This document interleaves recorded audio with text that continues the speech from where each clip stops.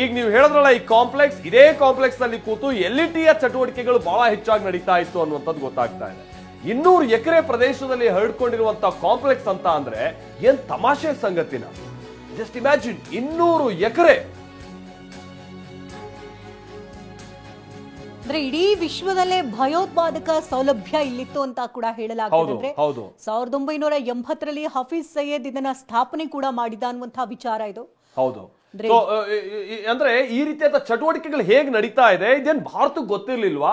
ಈಗ ಮಾತ್ರ ಯಾಕೆ ಈ ರೀತಿಯಾದಂತಹ ಗುರಿಯನ್ನ ಇಟ್ಟು ಅಟ್ಯಾಕ್ ಮಾಡೋದು? ಈ ತರ ಸಹಜವಾದಂತ ಪ್ರಶ್ನೆಗಳು ಎದುರಾಗುವಂತ ಸಂದರ್ಭ.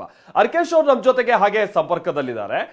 ಸರ್, ಇನ್ನೊಂದು ಸಂಗತಿ ಅಂತ ಅಂದ್ರೆ ಸಹಜವಾಗಿ ಒಂದು ಪ್ರಶ್ನೆಯಲ್ಲಿ ಏನ್ ಎದುರಾಗುತ್ತೆ ಅಂತ ಅಂದ್ರೆ, ಏನ್ ಇದು ನಿನ್ನೆ ಮೊನ್ನೆ ಗುರ್ತು ಹಿಡಿದು ಹೊಡೆದಿರುವಂತದ್ದಲ್ಲ. ಇದು ಭಾರತಕ್ಕೆ ಹಿಂದೆಯಿಂದನೂ ಕೂಡ ಇದಕ್ಕೆ ಸಂಬಂಧಪಟ್ಟಂಗೆ ಮಾಹಿತಿ ಇತ್ತು. ಯಾಕೆ ಹಾಗಾದ್ರೆ ಕಂಟ್ರೋಲಿಗೆ ತೆಗೆದುಕೊಳ್ಳುವಂತ ಪ್ರಯತ್ನ ಆಗ್ಲಿಲ್ಲ ಅನ್ನೋ ಒಂದು ಸಹಜವಾದ ಪ್ರಶ್ನೆಗೆ ಬಹಳ ಮಂದಿ ಮಾಡ್ತಾರೆ. ಬಟ್ ಇರುವಂತ ಅಡೆತಡೆಗಳು ಏನೇನಿರುತ್ತೆ, ಮತ್ತೆ ಈಗ ಆಗಿರುವಂತ ಈ ಪಹಲ್ಗಾಮ್ನ ಒಂದು ಅಟ್ಯಾಕ್ ಇದನ್ನೊಂದು ಕಾರಣವಾಗಿ ಇಟ್ಕೊಂಡು ಇಂಥ ಸ್ಥಳಗಳನ್ನ ನಿಗ್ರಹಿಸೋದಕ್ಕೆ, ನೆಲೆಗಳನ್ನ ನಿಗ್ರಹಿಸೋದಕ್ಕೆ ಹೇಗಿದೊಂದು ಆಪರ್ಚುನಿಟಿ ಕೂಡ ಭಾರತಕ್ಕೆ ಅಂತ ನಾವು ನೋಡೋದಾದ್ರೆ, ಇಲ್ಲಿ ಎರಡು ಮುಖ್ಯವಾದ ಪ್ರಶ್ನೆಗಳು. ಭಾರತ ಈ ಹಿಂದೆನೆ ಯಾಕೆ ಕೆಲಸ ಮಾಡಲಿಲ್ಲ? ಹೌದು. ಎರಡನೇದು, ಈಗ ಮಾಡಿರುವ ಕೆಲಸದಿಂದ ಉಗ್ರವಾದ ನಿಂತು ಹೋಗುತ್ತೆಯೇ? ಇಲ್ಲಿ ಮೊದಲನೇ ಪ್ರಶ್ನೆಗೆ ಉತ್ತರ, ಭಾರತ ಇಂಟೆಲಿಜೆನ್ಸ್ ಕಲೆಕ್ಟ್ ಮಾಡ್ತಲೇ ಇತ್ತು, ಅಪ್ರೋಪ್ರಿಯೇಟ್ ಸಮಯಕ್ಕಾಗಿ ಕಾಯ್ತಾ ಇತ್ತು, ಅಪ್ರೋಪ್ರಿಯೇಟ್ ಆದ ರೆಸ್ಪಾನ್ಸನ್ನು ಕೊಡೋದಾಗಿತ್ತು. ಯಾಕೆಂದರೆ ಭಾರತ ಒಂದು ಜವಾಬ್ದಾರಿಯುತ ಶಾಂತಿಪ್ರಿಯ ರಾಷ್ಟ್ರವಾಗಿ ನಾವು ಇನ್ನೊಂದು ದೇಶಕ್ಕೆ ನುಗ್ಗಿ ಕಾರ್ಯಾಚರಣೆ ಮಾಡೋದು ಅಷ್ಟು ಸುಲಭವಲ್ಲ. ಪಾಕಿಸ್ತಾನ ಒಂದು ಪ್ರಜಾಪ್ರಭುತ್ವವನ್ನು ಹೇಳಿಕೊಂಡು ಅಸ್ತಿತ್ವಕ್ಕೆ ಬಂದಂತಹ ಒಂದು ದೇಶ ಟೆರರಿಸಮ್ನ ಒಂದು ಆಯುಧವಾಗಿ ಬಳಸಿಕೊಂಡು ತನ್ನ ನೇಬರಿಂಗ್ ಕಂಟ್ರಿ ಮೇಲೆ ಆ ಅಸ್ತ್ರವನ್ನು ಬಳಸಿಕೊಂಡು ಗಡಿಯಲ್ಲಿ ಯುದ್ಧ ಮಾಡೋ ಬದಲು ಮನೆಗಳಲ್ಲಿ, ಮೂಲೆಗಳಲ್ಲಿ, ಬೀದಿಗಳಲ್ಲಿ, ಮಾಲ್ಗಳಲ್ಲಿ ಯುದ್ಧ ಮಾಡಲಿಕ್ಕೆ ಯಾವಾಗ ಪ್ರಾರಂಭ ಮಾಡ್ತು, ಅದಕ್ಕೆ ಭಾರತ ಒಂದು ಅಪ್ರೋಪ್ರಿಯೇಟ್ ಆದ ಟೈಮ್ ಮತ್ತು ಅಪ್ರೋಪ್ರಿಯೇಟ್ ಆದ ಎಮೋಷನಲ್ ಸಪೋರ್ಟ್, ಇಂಟರ್ನ್ಯಾಷನಲ್ ಸಪೋರ್ಟ್ ಭಾರತಕ್ಕೆ ಬೇಕಿತ್ತು.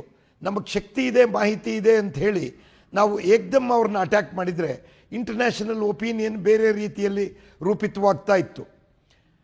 ಎರಡನೇದಾಗಿ, ಈ ನಮ್ಮ ಕಾರ್ಯಾಚರಣೆಯಿಂದ ಉಗ್ರವಾದಕ್ಕೆ ದೊಡ್ಡ ಪೆಟ್ಟು ಬಿದ್ದಿದೆಯೇ? ಹೌದು, ದೊಡ್ಡ ಪೆಟ್ಟು ಬಿದ್ದಿದೆ. ಭಾರತ ನಮ್ಮ ದೇಶಕ್ಕೆ ನುಗ್ಗಿ ನಾವು ಎಲ್ಲಿದ್ರೂ ಹುಡುಕಿ ಹೊಡಿತಾರೆ ಅಂತ ಅನ್ನುವಂತಹ ಒಂದು ಮೆಸೇಜ್ ಅವ್ರಿಗೆ ತಲುಪಿದೆ.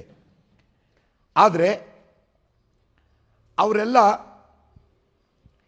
ಈ ಘಟನೆಯಿಂದ ಉಗ್ರವಾದವೇ ಮುಗಿದೋಯ್ತು ಅನ್ನುವ ಭ್ರಮೆಯಲ್ಲಿ ಯಾರೂ ಇರಬಾರ್ದು.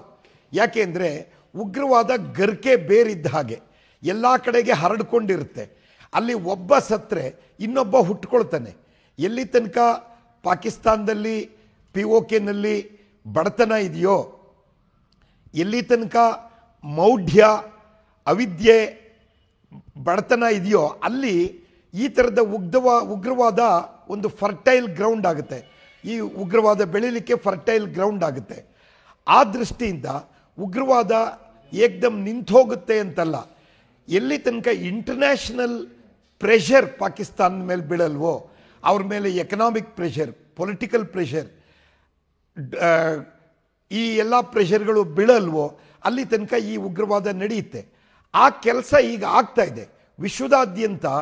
Terrorism is not a tool to be used to handle another uncomfortable country ಅಂತ ಅನ್ನೋದು ಜನಕ್ಕೆ ಅರ್ಥವಾಗ್ತಾ ಇದೆ, ವಿಶ್ವಕ್ಕೆ ಅರ್ಥವಾಗ್ತಾ ಇದೆ.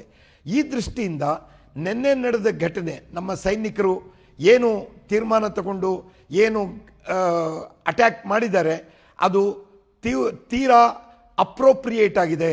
ದೇಶ ಪೂರ್ತಿ ಅದನ್ನು ನಾವು ಇವತ್ತು ಅಪ್ರಿಸಿಯೇಟ್ ಮಾಡಬೇಕು. ಇದು ಯಾವುದೇ ಒಬ್ಬ ಲೀಡರ್ ಬಗ್ಗೆ ಆಗಲಿ, ಯಾವುದೇ ಒಂದು ಪಕ್ಷದ ಬಗ್ಗೆ ಆಗಲಿ, ಯಾವುದೇ ಒಂದು ಧರ್ಮದ ಜಯ ಅಂತ ನಾವು ಅನ್ಕೋಬಾರ್ದು. ಇದು ಒಂದು ಅನ್ಯಾಯದ ವಿರುದ್ಧ ನ್ಯಾಯದ ಹೋರಾಟ. ಇಷ್ಟನ್ನು ಮಾತ್ರ ಹೇಳಲಿಕ್ಕೆ ಇಷ್ಟಪಡ್ತೇನೆ. Correct sir. ಅಧರ್ಮದ ವಿರುದ್ಧವಾಗಿ ಧರ್ಮಯುತವಾದಂತಹ ಹೋರಾಟ ಅಂತಾರಲ್ಲ, ಆ ರೀತಿಯಾಗಿ ಬಹುಶಃ